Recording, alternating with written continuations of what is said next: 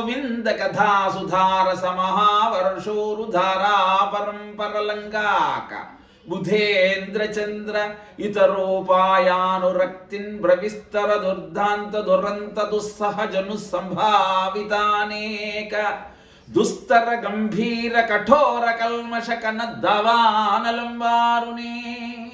మహామునులంతా నిత్యము ఆ నైమిషారణ్యంలో ఉంటూ యజ్ఞయాగాది తపక్రియలన్నింటినీ చేస్తూ నిరంతరము భగవత్ కథలు వింటూ ఆనందంతో తేలియాడుతూ ఉన్నారు.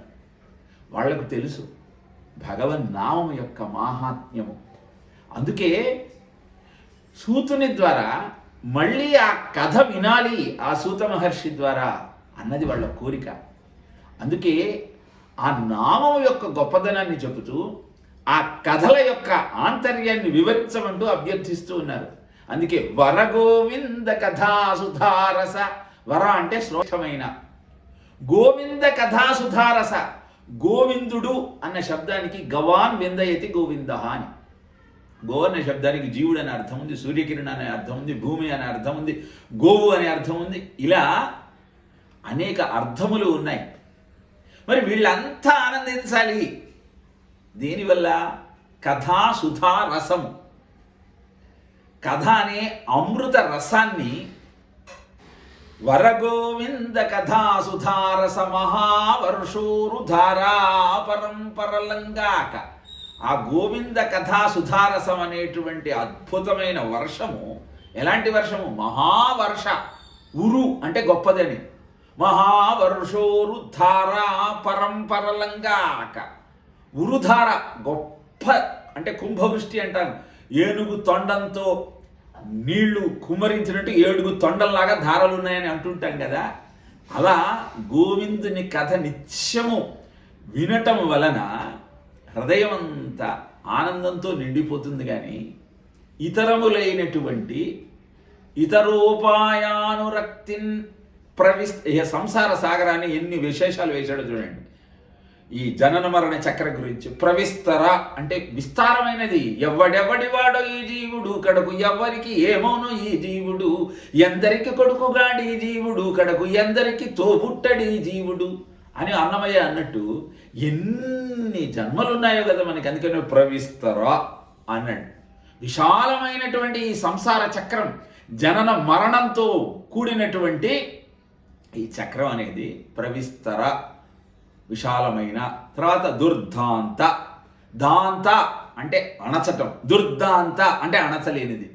ఈ సంసార సాగరాన్ని, ఈ జనన మరణ చక్రాన్ని నువ్వు అణచగలవా?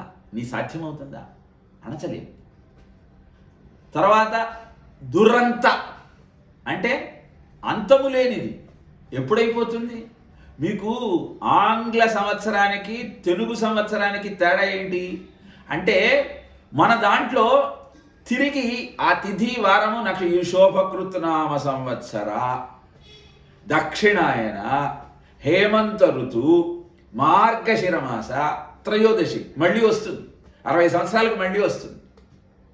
కానీ ఆంగ్లమానంలో ఒక డేటు మళ్ళీ రాదు. ఎందుకు? వాళ్ళకి పునర్జన్మ మీద నమ్మకం లేదు. మనకు అంతం లేని చక్రం అని చెప్పటమే మన లక్ష్యం. అందుకే మన ఆలోచన స్రవంతంతా అలానే ఉంటుంది. అందుకే ఇక్కడ ఏమంటున్నాడు? దుర్దాంత దుర్రంత దుస్సహ. మరి ఇలా ఈ చక్రంలో పడి ఎంతకాలం ఈ బాధ సహించగలుగుతాం? దీన్ని సహించటం కూడా మన వల్ల కాదు. ఇన్ని విశేషణాలు దేనికేశాడు? జను సంభావిత అనేక. జను అంటే పుట్టేటువంటి, సంభావిత సంభవించేటువంటి అనేకములైనటువంటి జన్మల పరంపర, దుస్తర దాటలేనిది, గంభీర లోతైనది, కఠినమైనది, కల్మష అంటే పాపాలు. ఇన్ని చెప్పాడు.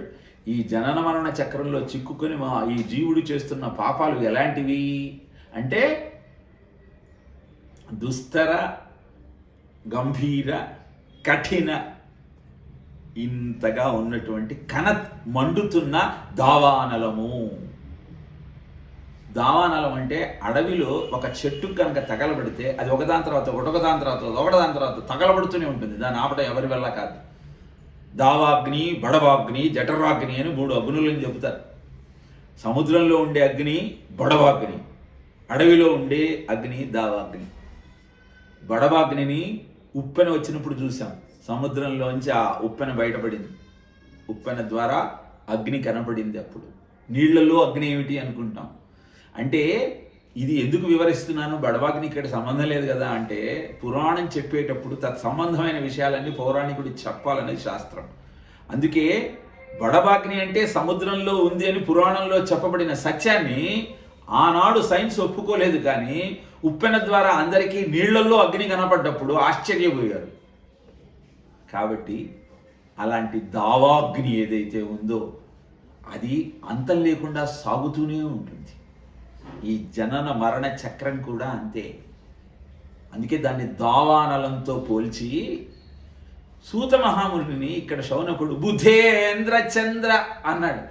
బుధేంద్ర అంటే బుధ అంటే పండితుడు, ఇంద్ర పండితులందరికీ నాయకుడు, ఇంద్రుడి లాంటి వాడు. చంద్ర అంటే చంద్రుడు, రామచంద్ర అన్నట్టే బుధేంద్ర చంద్ర అన్నాడు. ఎందుకన్నాడు చంద్ర అన్న సందేహం మనకు కలగాలి. ఎందుకన్నాడు అంటే, అంతకుముందు గోవిందుడి కథను ఎలా పోల్చాడు? వరగోవింద కథా సుధారస మహావర్షోరుధారా పరంపరలంగాక అన్నాడు.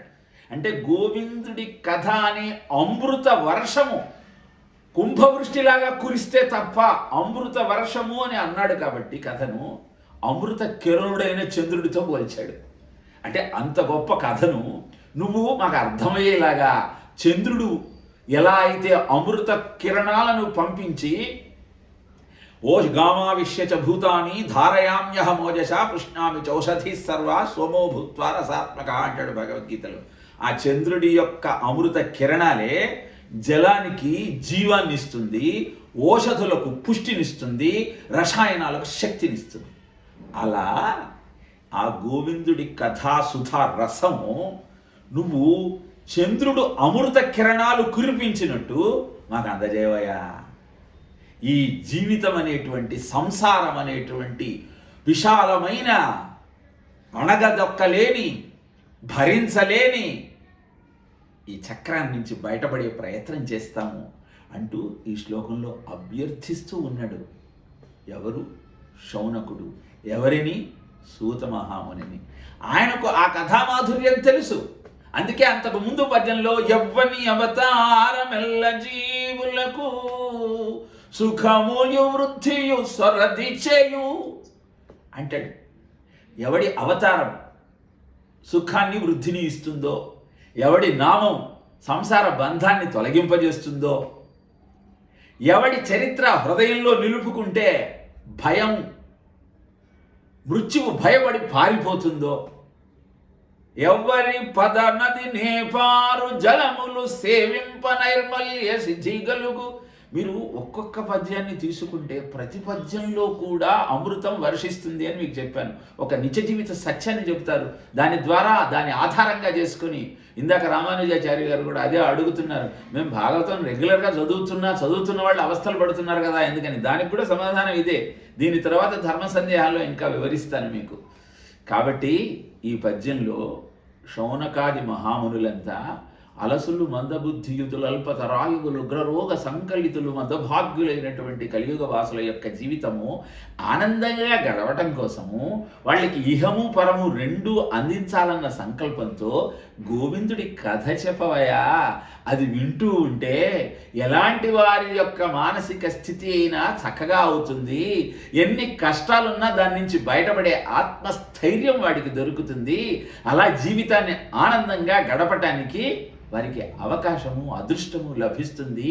కనుక గోవిందుడి కథ చెప్పమంటూ అడుగుతూ ఆ నామం యొక్క వైశిష్ట్యాన్ని ఈ సందర్భంలో వివరిస్తూ గోవిందం భజ గోవిందం, గోవిందం భజ గోవింద. బాల్యావస్థలో ఆటల పిచ్చి, యౌవన దశలో కామం దృష్టి, సంసారంలో లేదుర ముక్తి, వృద్ధాప్యంలో ఇంకెక్కడి శక్తి. భజ గోవింద గోవిందం భజ గోవిందం గోవిందం భజ గోవింద. సంపాదించి సంపాదించి పట్టుకుపోయేదే మాత్రంద్రా, యమదూతలు నిన్ను వెంటాడగ మరి, యమదూతలు నిన్ను వెంటాడగ మరి, రక్షకురావు లక్షలు కోట్లు. భజ గోవిందం భజ గోవిందం గోవిందం భజ గోవింద.